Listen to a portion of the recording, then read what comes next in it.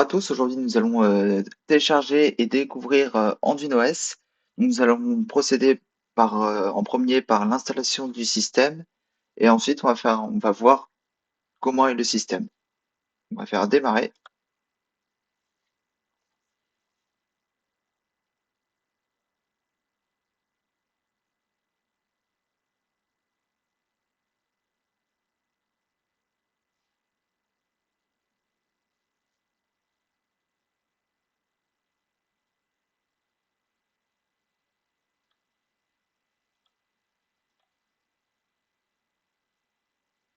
On va faire try install Arduino OS.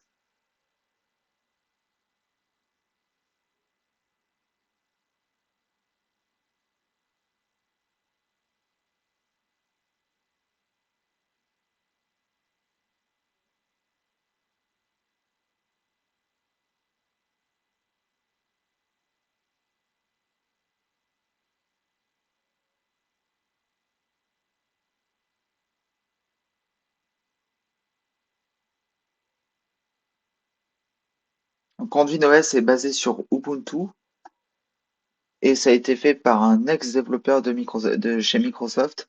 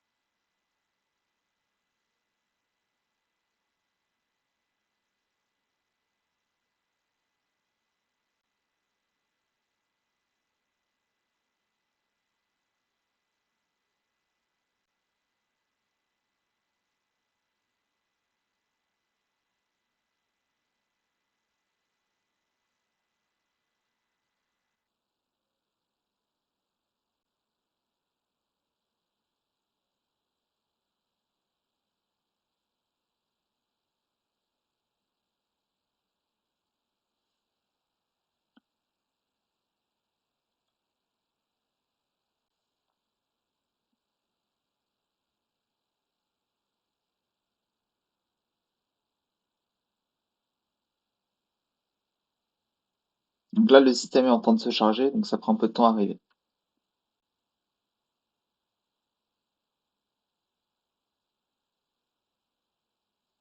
On va faire installer Arduino OS.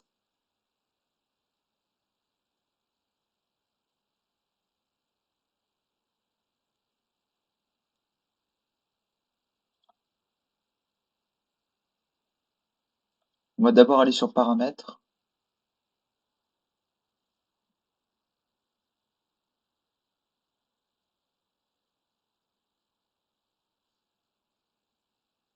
On va aller sur écran.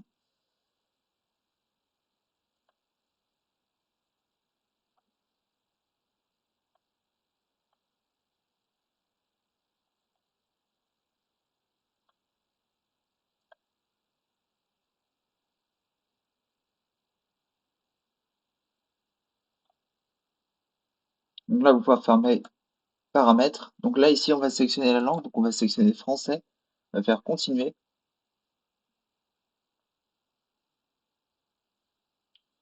On va faire là, on laisse comme c'est. Continuer. Ici, on va faire installer un logiciel pour matériel graphique et Wi-Fi. Donc ça, c'est important de le cocher pour avoir tous les pilotes qui soient installés de base. Et comme ça, on aura tout qui va fonctionner correctement. Donc le Bluetooth, écran tactile, le capteur d'empreinte. Tout va fonctionner sans problème. Donc ici, là, on fait ça. On fait continuer.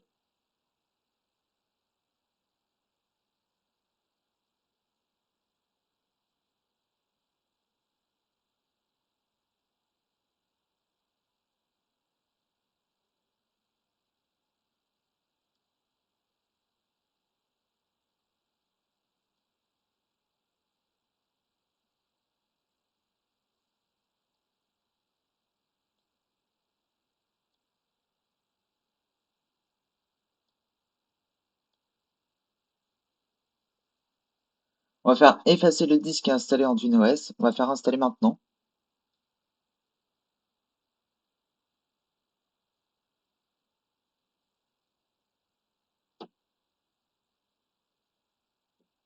On va faire continuer. On va sélectionner Paris. On fait continuer.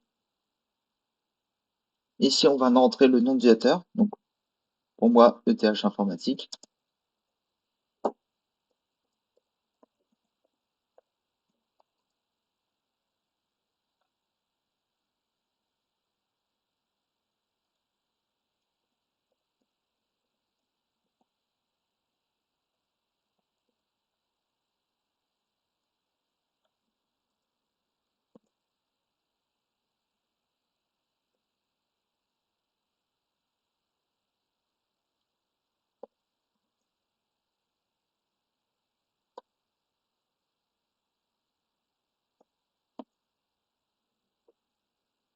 Ici, on va mettre un mot de passe assez fort.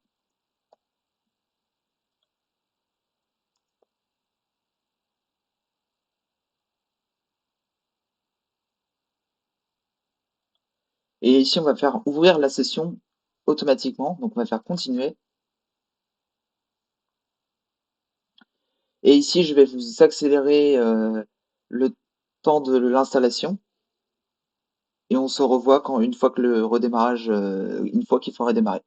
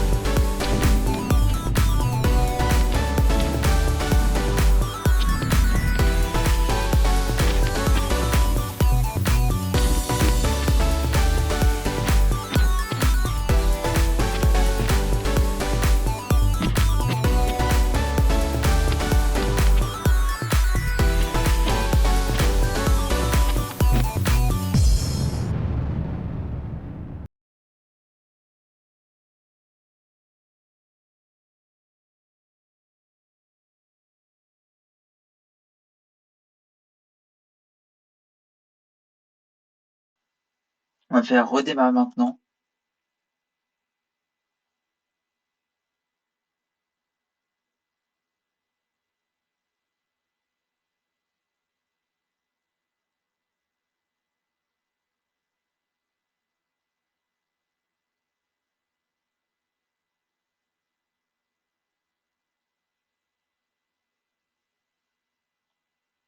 On retire le dispositif où il y avait l'ISO pour l'installation. Donc, on va faire appuyer sur Entrée.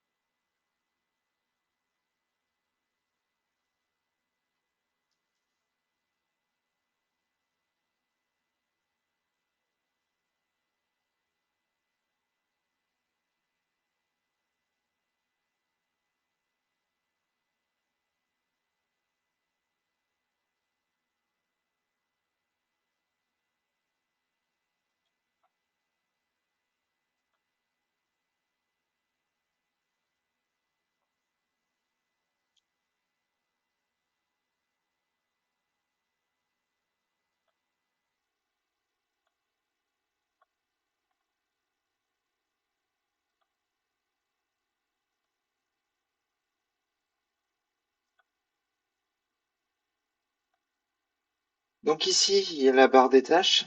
Donc ici, on voit la météo. Ici, c'est le truc comme les logos de Windows avec les 4 carrés sur Windows 11. Donc ici, il y a Firefox, comme ici. Ici, il y a Fichier, donc c'est l'explorateur de fichiers de Windows. Et ici, il y a Logiciel qui permettra d'installer des logiciels et de faire des choses et tout ça en lien avec le système. Donc ici, on va mettre français. Ici, on a des petits trucs qui rappellent un peu GNOME, Ubuntu, et on voit les trucs comme il y a à peu près sur Windows 11. Donc là, vous avez la connexion Internet. Là, vous avez le style sombre que vous pouvez désactiver si vous voulez. Donc, quand thème clair, ça donne ça, le système. Les services,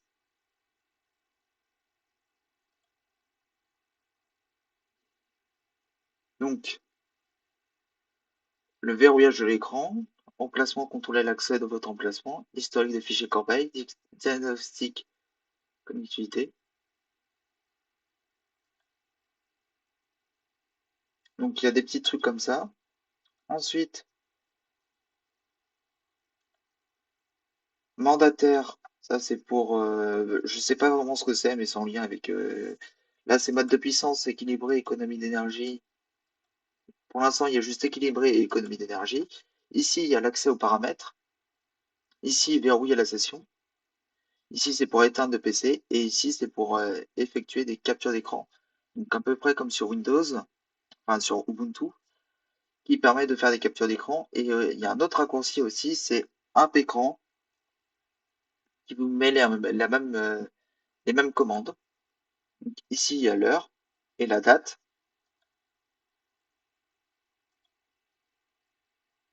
Donc ici,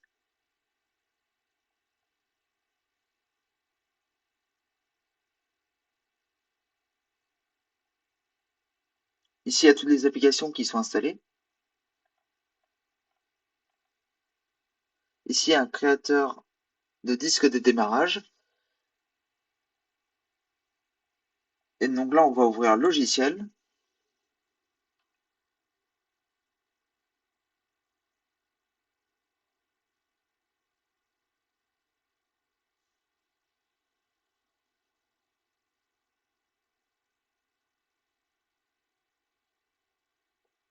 Et les paramètres, comme on a vu tout à l'heure, c'est la même disposition des paramètres que sur Ubuntu parce que c'est l'interface est basée sur GNOME, donc qui est l'interface d'Ubuntu.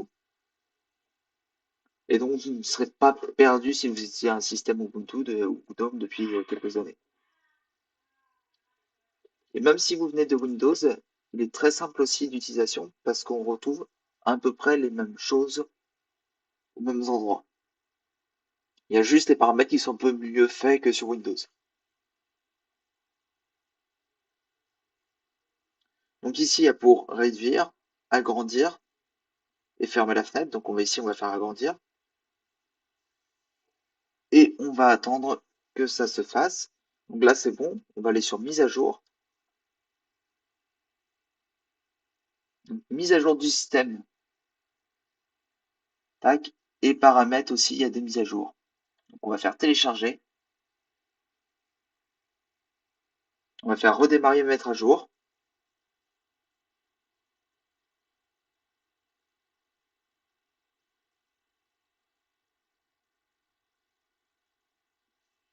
Installer les mises à jour logicielles en attente.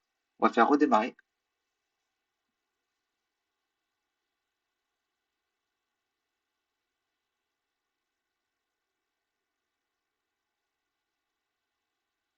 Donc je vous conseille de faire les mises à jour une fois que vous avez installé pour que tout soit bien à jour.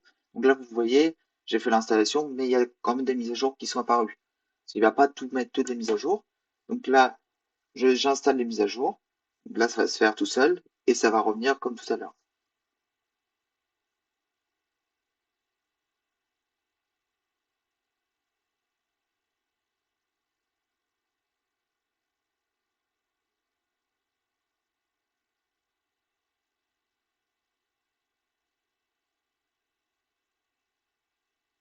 Donc là, ils nous disent comme quoi les mises à jour sont en train d'être installées et qu'on ne doit pas éteindre l'ordinateur.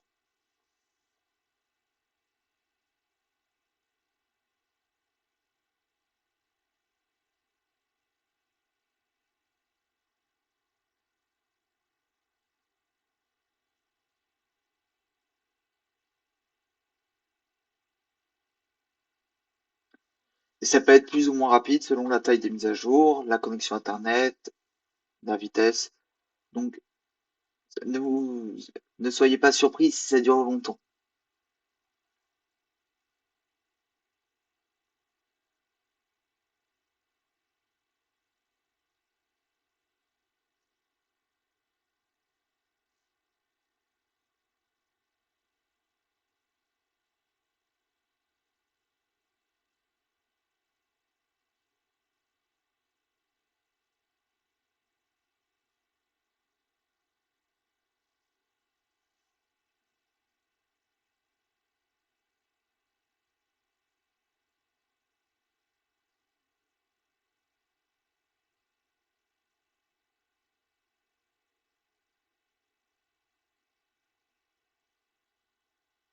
Et donc là, il va redémarrer pour appliquer les mises à jour.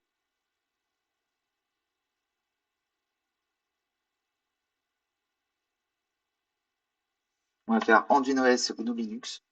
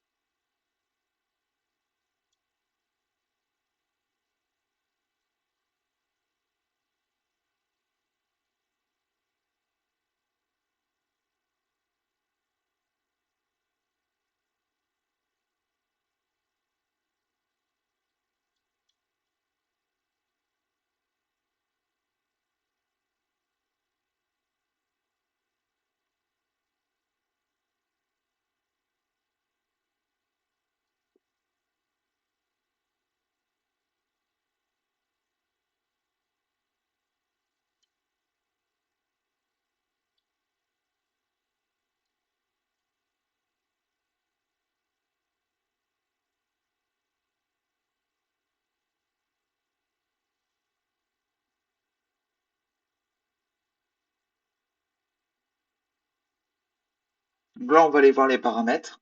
Donc on va cliquer ici et on va aller sur paramètres, mais aussi on peut aller là, on peut cliquer ici et aller ici sur paramètres. Donc là, on va aller sur paramètres.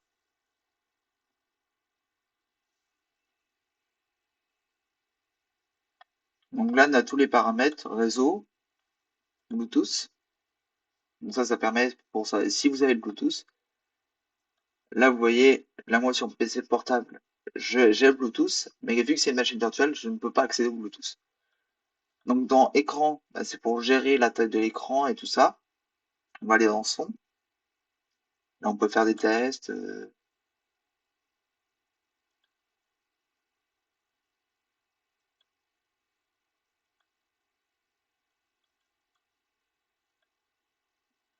Tout ça. Énergie. Là, c'est pour mettre équilibré, économie d'énergie.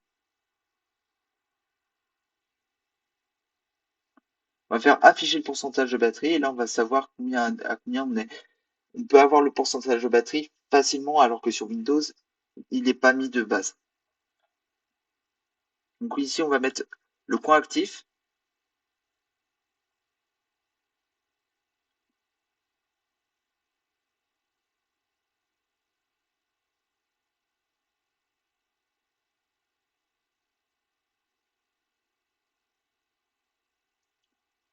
Donc ici, on peut faire tous les trucs et tout ça pour le multitâche. Apparence, ça c'est bien pour quand on a plusieurs écrans. Donc là, on peut mettre des couleurs d'accentuation et tout ça. On peut mettre en thème son par défaut et tout ça. Bureau Ubuntu, on va faire en taille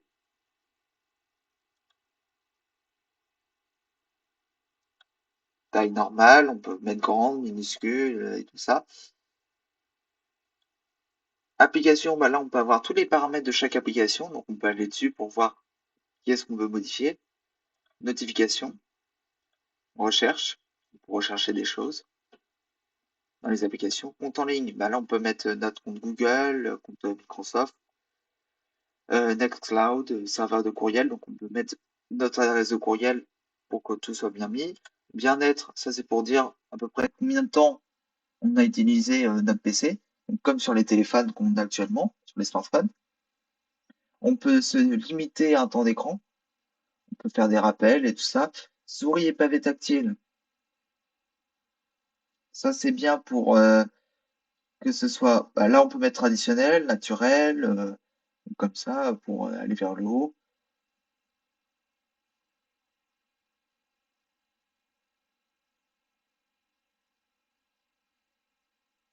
On peut changer, on peut accélérer la souris, on peut recommander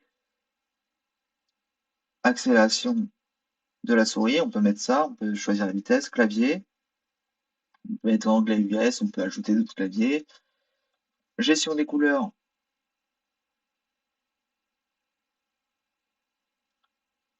on peut faire de la gestion des couleurs. Imprimante, là c'est pour ajouter une imprimante, donc on va cliquer sur ajouter une imprimante pour ajouter une imprimante. Accessibilité,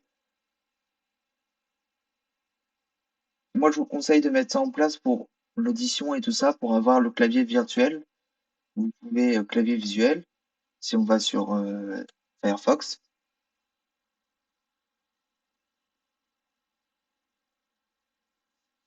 ça va mettre un clavier sur l'écran, on peut faire connectivité, tout ça, et système.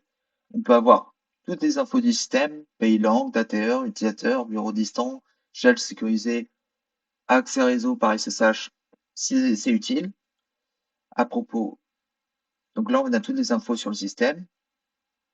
Donc là vous voyez, on est tout ça.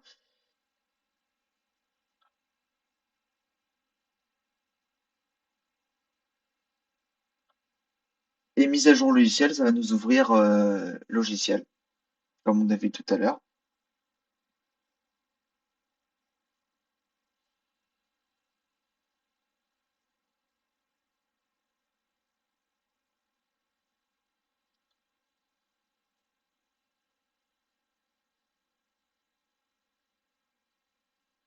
Et donc c'est sur explorer, on va pouvoir rechercher. Donc par exemple, si on cherche,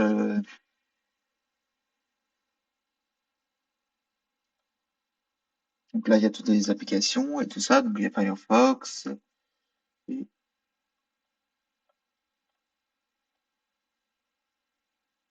on a des jeux d'échecs, des trucs comme ça, on a des trucs de photos et tout ça. Et ben on va chercher LibreOffice,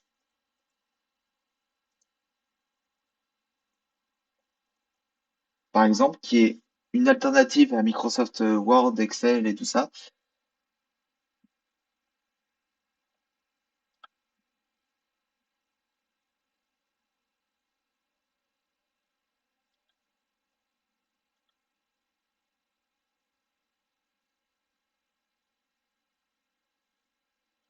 On peut faire des trucs comme ça et tout ça.